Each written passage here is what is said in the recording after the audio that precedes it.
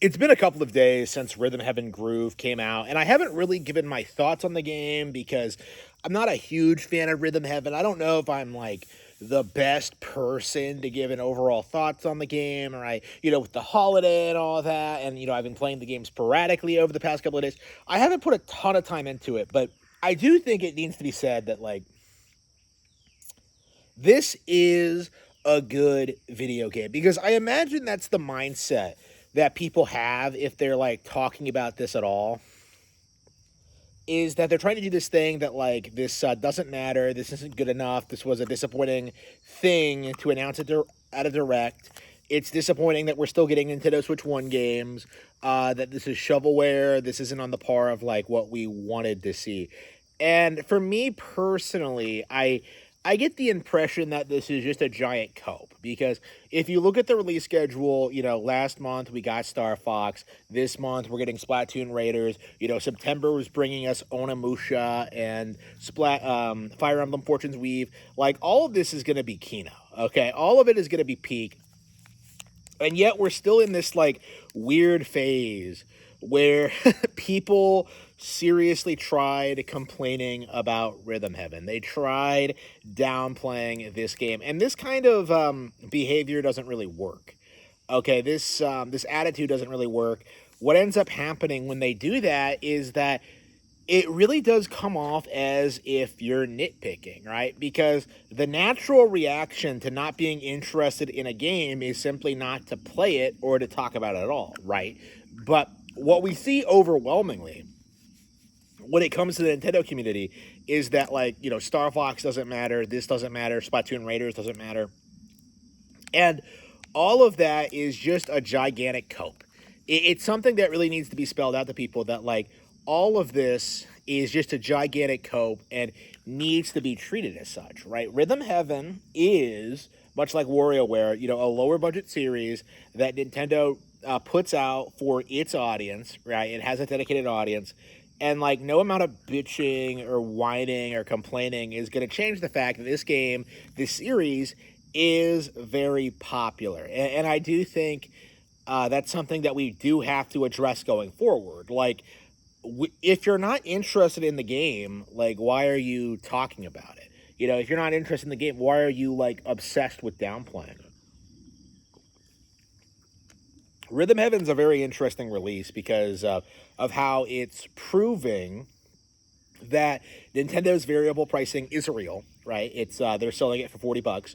It's showcasing how Nintendo is growing and evolving this brand, and it's something that is doing reasonably well for itself, right? This is something that people are actually genuinely enjoying. So, with all that being said, why exactly was this release so controversial? It was only because of this idea that it wasn't a real Nintendo game, that it paled in comparison to real Nintendo games, and that Nintendo was just using this as filler, to pad in between the real Nintendo games. And that's not a mindset that we should be in, especially when it gets applied to other franchises, right? A lot of the people who try and say this is because the game has no story or because it's not super long or complicated, a lot of these are the same people who were rejecting Fire Emblem and Xenoblade, the longest, most complex Nintendo franchises on the planet. What we're seeing now is that no matter what Nintendo does, you're going to see dedicated groups come out and try to get angry. You're going to see dedicated groups come out and make these wild statements. You're going to see people freaking out. You're going to see all these allegations. You're going to see all these claims. You're going to see all this nonsense. What you're going to see is just more of the same for the foreseeable future. What we're seeing now is just an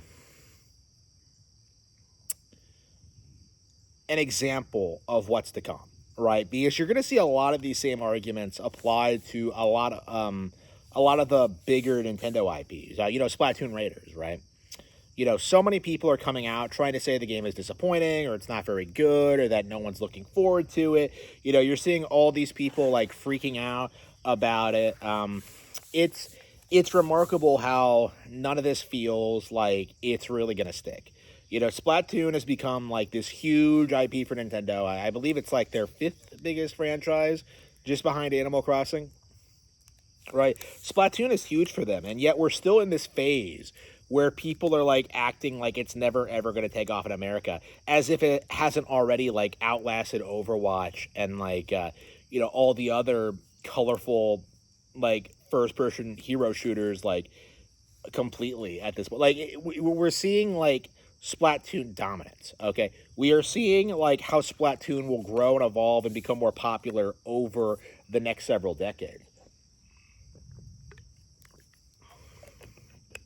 Overwatch was supposed to be the big hot new thing, but over time, Splatoon is going to eclipse it. It's going to be a bigger and better IP with a more passionate fan base, and we're in the early stages of seeing that happen. You know, we're still seeing people complain about Pokemon. We're still seeing people like complain about the Switch 2 and its pricing and like trying to deny that it has games, and it's something that absolutely needs to be eradicated. Like, I don't want to hear this again. Okay, we went through this with the last Nintendo Direct, where we were told that there was nothing coming out, there's nothing good, there was nothing to look forward to. And yet, like, we get a Nintendo Direct, and the same people just bent over backwards to try and say that all these new games don't count, they don't matter, they're not what I wanted. And it's just, well, what would you want, though, is just kind of my question. And these people are just very unspecific about what they actually want, because inevitably what they want essentially boils down to what they're not getting. Okay, we saw this with Star Fox, right? Where everybody was freaking out about Star Fox. Everyone wanted to see this come back. Everyone was excited about it. What happens? They put out the remake, and you know, people just suddenly just have nothing nice to say about Star Fox, right? After like a decade of like spurging out about Star Fox and saying it's a dead IP, like suddenly it's back, bigger than ever. You know, with sequels on the way, you know, an appearance in a $1 billion movie, and yet none of these people care. Okay, like that's kind of the process we're in right now.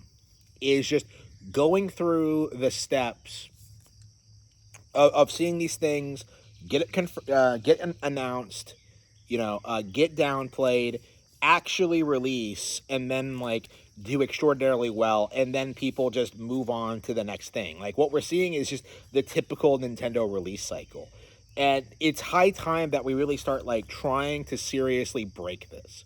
Because there was no reason that something like Rhythm Heaven Groove or Tamagotchi Life should have been held in such contempt the way they were.